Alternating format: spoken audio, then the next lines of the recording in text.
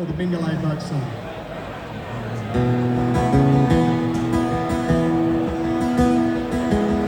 Well, ahoy there and welcome back.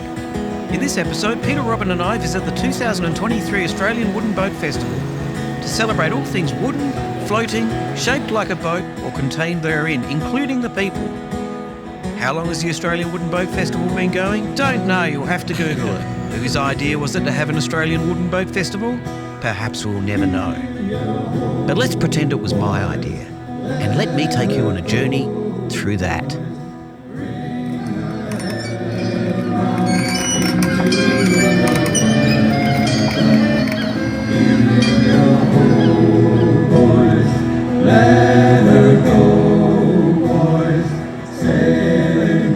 Heralded as the largest event of its kind in the Southern Hemisphere, the Australian Wooden Boat Festival is a biannual event in Hobart and a biannual event in Geelong, which means they take turns, and this year it's Hobart's turn.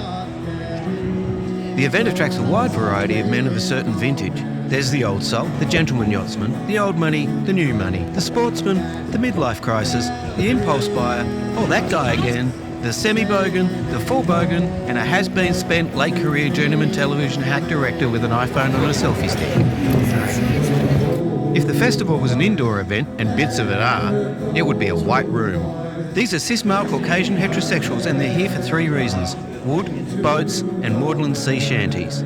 These guys are checking their privilege and reminding themselves that they're white men in a first world country, even if it is an island to the south of it. But the Australian Wooden Boat Festival isn't about identity politics. It's about owning and or appreciating wooden boats and the heartache, expense and time wasted that entails. Centuries of maritime tradition have attracted the propriety to recreational yachting, largely because the costs involved align with their understanding of social equity. But it's also something straight white men just like for some fucking reason. Wooden boat ownership is something that you either do or look upon from afar. And once a year, the Australian Wooden Boat Festival gives people the opportunity to do either, but not both. It's an either-or situation. It's up to the individual how much time and money he or she wants to waste. And as the sun gets over that pesky yarn arm, the Australian Wooden Boat Festival does little more than demonstrate that sentiment. One of the most expedient and cost-effective ways the boating community has found to squander their time is by sitting in the cockpits or Commodore seats of their craft with a beer or a G&T or a sneaky little Chardonnay or Riesling or Pinot Gris and talk about, boats. Conversations about boats go for about an hour and a half like a Shakespeare play, and like the bard's best work, boasts of three-act structure. Act 1. The dimensions, year of construction, wood used and the provenance of the vessel are discussed. Act 2. The worst weather conditions encountered by the vessel. Act 3. The fact that the boat is a fucking money pit. During the day, the music at the Australian Wooden Boat Festival is a little bit community-spirited, let's say. But as the sun sets over Mount Wellington, and all the yachting is done, all the talk about yachting is done, the yacht rock begins. On a night when bad dreams will come screaming on the massive web of demons. This is the newly formed ensemble Baby Come Tack. This is their first public appearance, and I would liken the gig to Hendrix at Woodstock or the Sex Pistols' first gig at the upstairs common room at St Martin's School of Art.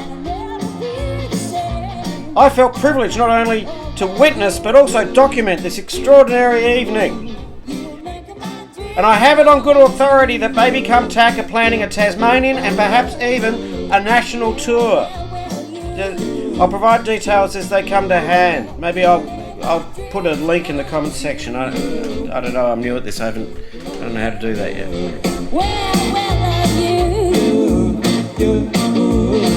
You make my dreams come true.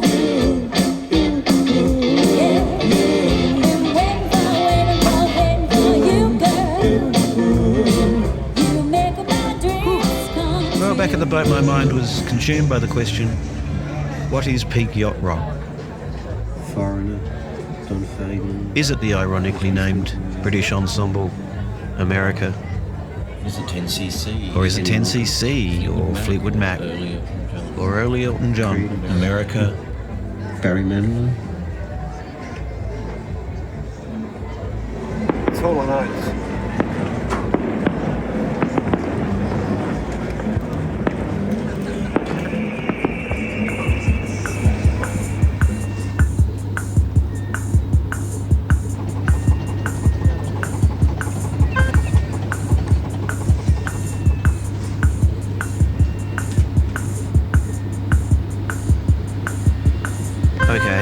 be honest with you.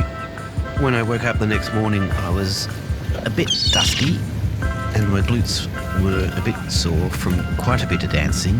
And I had been up late drawing up a Venn diagram of the intimate, interconnected relationships between bands and solo recording artists and where they sat within yacht rock canon.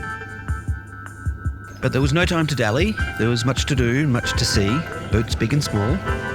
But even if you find the smallest and most modest of these a little bit intimidating and beyond your means, in the Waterside Pavilion there's a curated exhibition of the minuscule. Now don't get me wrong, I admire the craftsmanship and attention to detail on display here, but you know, what's the point? I mean, what are you supposed to do with these things? Put them on a mantelpiece and look at them? Think about how much fun sailing is? Fine. Do that and then you're done. And in the Princess Wharf shed, there's the unfortunate, ugly commercial side of recreational yachting, and it's manifest in dozens of pop-ups for companies hawking their chattels, welding for boats, Paint for boats. pumps for boats, kitchen appliances for boats, mattresses and bedding for boats, and toilets for boats. I guess it's worth a look. I don't know. It's up to you. You do you.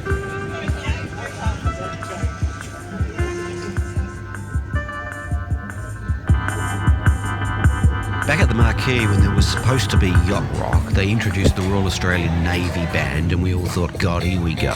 Let's all be upstanding for the national anthem. But no, Beyonce, Usher, Bieber, Mark Ronson, they tore it up. This is the Australian tax-paying dollar at work. This is defence expenditure put to excellent use. Consider that Marquee's polyvinyl chloride roof raised. Forget AUKUS. Let's refit an aircraft carrier with stadium seating, a stage and military-grade PA system on the deck and get Corporals Edmonds and Smith to funk up that naughty little South China Sea.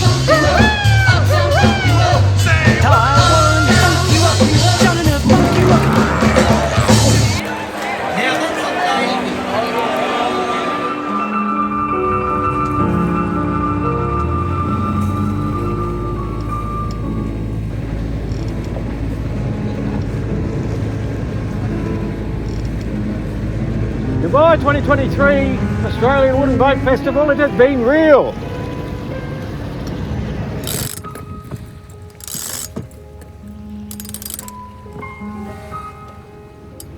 Reckon we want a winch, handle, we're getting excited. Looking for performance. No, we're just going fairly down. We've got sort of a beam reach, so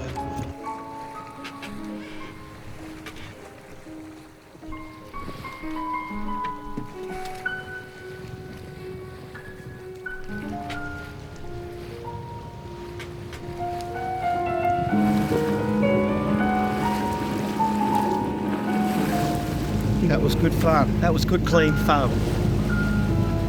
And do you reckon you could, before we sail across the strait, reckon you'd bring it back for another one? Absolutely. Yeah, that's the... I'll ask you the same question in a week and a half. No, I'm going to do it. Just for the yacht rock, mate. You missed the yacht rock. If you I miss a lot of it. Hall and Oates, I did gang them. America, 10cc.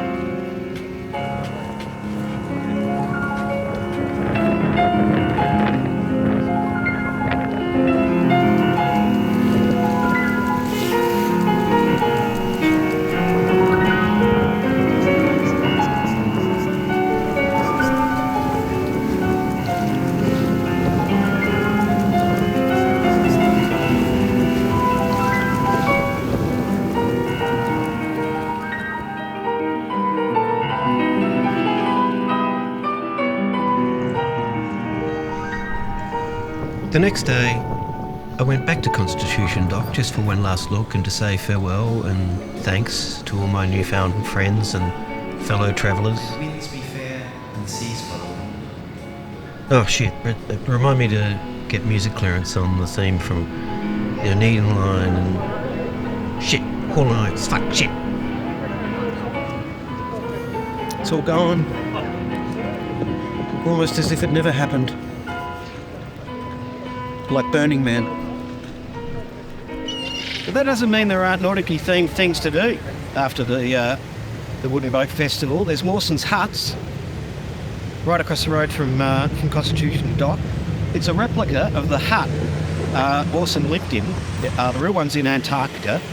This is an exact copy, apart from having a gift shop.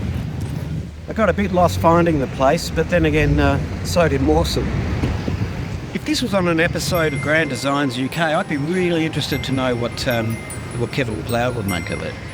Unlike the real place, this one's only open from 8:30 till 5, but 7 days a week, and it costs $15 to get into, which is just exactly 15% of the monetary value of the date note he appears on.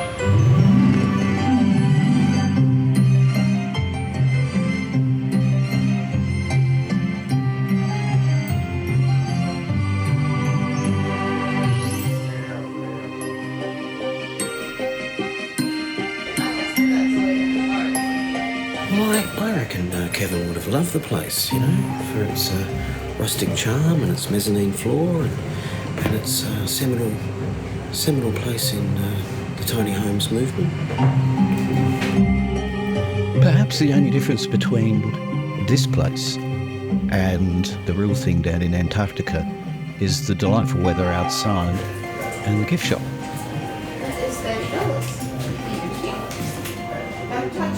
On the off chance that you do get kicked out of the Mawson's Replica Huts Museum for touching one of their fluffy penguins, a stone's throw away in Argyle Street, there's the Maritime Museum of Tasmania. Entry's 14 smackaroos for grown-ups and 12 for concession. Kids get in for free. It's gold standard for yet more models of boats, but a highlight is an art installation of an Aussie Navy captain's quarters. Oh, this is nice. Yeah, this is sort of what I want to do on Peter Robert eventually. You know, something with this vibe. You know, it's great to get some ideas, you know, stationery, Manchester, weaponry, artwork. You know, it'd be great to do a, you know, salon hang like that, and also getting some wardrobe ideas. Okay, so these are all the knots I have to learn. Now this is interesting. This is a reenactment of the Tasman Bridge disaster in 1976 when the Lake Illawarra hit it, took it out, left a Monaro hanging on the edge. I think it's quite dramatic. Yeah, the Monaro would have been hanging off there and, you know, could have gone all the way down. The thing you need to remember about the whole Monaro, especially the early 70s models, was they don't float. This is not a drone shot. This is me with a selfie stick and a model. There.